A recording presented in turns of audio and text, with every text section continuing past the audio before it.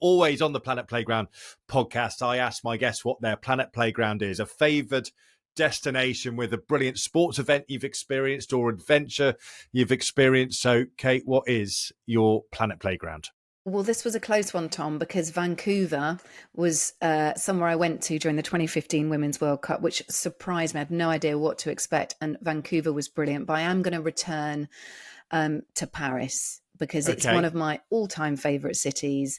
And I think because of that, you can also key into so many different sports experiences there, whether you're just, doing your own thing around one of the great parks and gardens there, or whether you are at the Stade de France. I mean, that is north of France for those that don't know it, in Saint-Denis.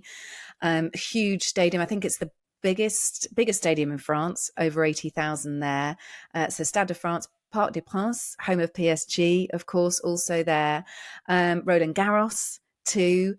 What I love about French sporting events is they do carry kind of a slight idiosyncratic nature to them that is perfectly French.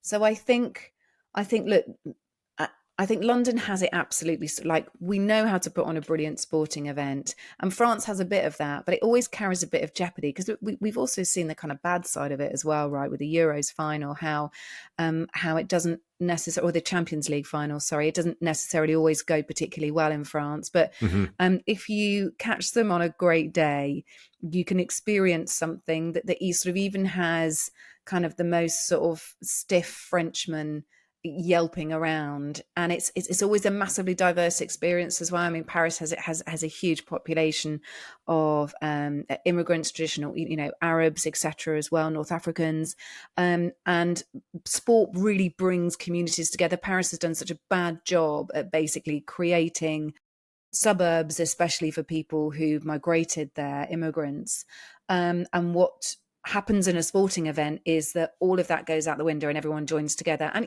people have assimilated and sort of times have changed, but Paris isn't a great example of multiculturalism working together all the time. I think London does a better job of it. But what happens with sport is, particularly football, I'm trying to remember whether tennis does it as well, but I think football is the great leveler, and I'm sure the Olympics was exactly the same as well, Tom, with you being there. But football is a great leveler in Paris, and you cannot beat. So I adore Paris for the food, for the architecture, the stuff that you find something new every time. And there will be people listening to this that have kind of city lists in their notes section in their phone. I mean, you must have tons. I've got a Paris list because I try and go a fair bit. And I update my list every time, and I send my list off to people, and then they come back with recommendations. Throughout the years, tons of my friends have lived in Paris, so we've got local knowledge combined with just stumbling across places in a back street. Yeah, is there a couple of little gems you can share with us in Paris? So if you like cake, there is Le Loir dans la Théière, which is a brilliant brunch and cake shop. So this is, in fact, I'll probably give you some stuff around the Marais, which is the Troisième, which is kind of close to sort of the centre of town. So it's run by two fabulous guys, and the cakes are amazing. You just forget about lunch, go in and eat a few cakes. They've got battered old sofas in there, and you can just choose your sin, basically. Love it. That is amazing. And they also do really good veggie food and soups as well. If you want a lovely bistro for early dinner, maybe if you're going to go and watch something a bit later on, Chez Janu is really nice. That's in the Marais too. I was sort of trying to think about places where you could go in the same area. Really good bistro. There is also, I'll give you my favourite, which is called Les Papis Paris. It's south of the river. It's near the Luxembourg Gardens, also great to wander around, and the Pantheon. It's one of those French places where they've got 3 items on the menu, and if you don't like them, tough S, basically. They're off. It translates to the taste buds in English, le papier. Really? And so, or le parpille. I've pronounced it really badly, but no. basically it's very nice. whetted my appetite. That's for sure. And of course, what brings it all together? Let's concentrate on football. Is really, it's one of the best football experiences I have been to is the Parc des Princes and to see a PSG game. It's just brilliant. The area where the stadium is, the bars and restaurants as you walk up to the stadium, the atmosphere when you get there, the sort of outside concourses. And you can see from some seats in the stadium, you can see the top of the Eiffel Tower Always as well. A bonus. It's just it's brilliant. It's such a good atmosphere.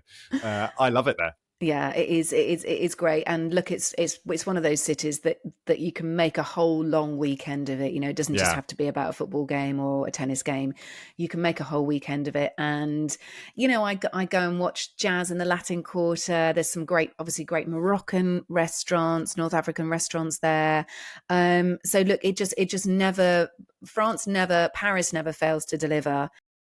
Hotel wise, I have to say I was there last October and hotels have got really expensive. They obviously famously host Rugby World Cup, Six Nations, etc., as well. So there's always a lot of rugby connection there too. But the last time I went, the hotels were really expensive. So my tip would be just book in advance, search around until you find somewhere decent. But it now is trickier to get a good budget hotel. The Ibis in Paris Bastille Opera is quite good and quite reasonable if you want a budget option. Hotel Monge, very nice. And there's a glorious, if you've got some money to spend or you can get a deal, Hotel Providence is lovely. It's just north of the Marais. So we've been talking about the Marais. Lindsay and I used to go there for a croissant, a fresh juice and a coffee when we were over in Paris covering the Euros in 2016, it must have been. Oh, yeah, it would have been, yeah. I haven't even mentioned that one, but there you go. The Hotel Eiffel is one I've stayed in, which is quite close. Was it an Eiffel?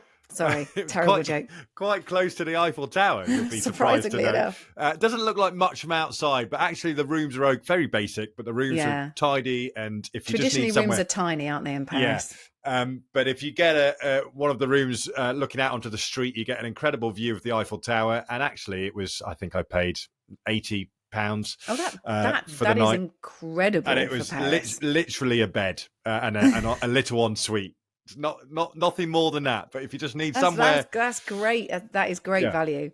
Look, when you sports travel, Tom, you're always looking for a good value hotel because ultimately you just need to crash for a few hours before you go to a next football match or whatever. You can find out more about Paris, Kait Borsay's Planet Playground at myplanetplayground.com. And you can also watch our full conversation as we explore our world through sport and adventure right here.